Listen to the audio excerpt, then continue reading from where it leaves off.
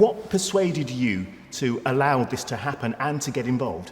Well, because it happened so quickly, because the story had an appeal, sort of magical appeal if you like, and as Elaine said, it was a kind of fairy story, a dream come true for someone, and it would sort of be an example for other people. It must be incredibly odd seeing yourself being played on stage in this way. Just by me. Maybe I'm the odd one, who knows? I'm sure they're a very talented company of actors. I'm sure they'll do a very good job. But there's something quite weird about it. Do you find there's something quite weird about it? Well, usually when you play a character, you're supposed to be dead. Don't say that. I'm very much alive, alive and kicking.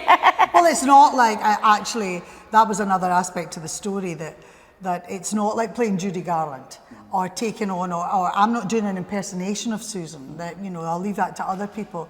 But that Susan's story is very much alive. Susan's very much, and it's a continuing story.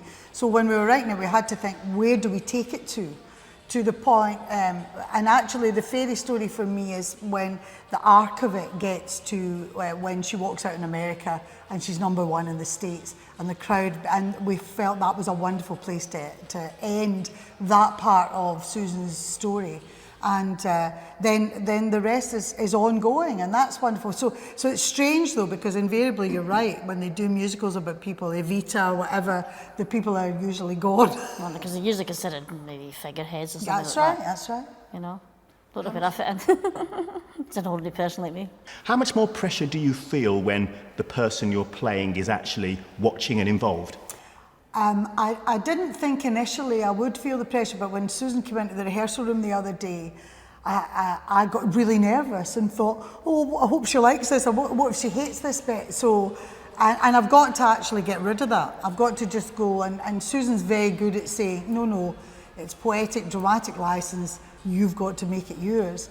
And I wouldn't like to do, or the show to be saying something that Susan hated, but by the same point, I know that Susan wouldn't want it to be a saccharine, sweet version of her life either. I'm not speaking for Susan here, but I would agree with you. Yeah, would you? That it's a real, and because it's a real story, and the connection with the audience, and I've got to give Susan that voice. So, but it is quite daunting actually. When Susan's in the room, I get, I want to go to the toilet a bit more. Not that bad, am I? No, you're very good. It's me. The pressure, as you say, fine. You put the pressure on yourself. And what's running through your head when you see Elaine playing you? Well, she heckled me the other day. When I started doing a monologue, she started shouting out, and I had to say, don't heckle me, it's bad enough. She's a professional, and I'm very honoured to have a professional person such as Elaine portraying me on stage.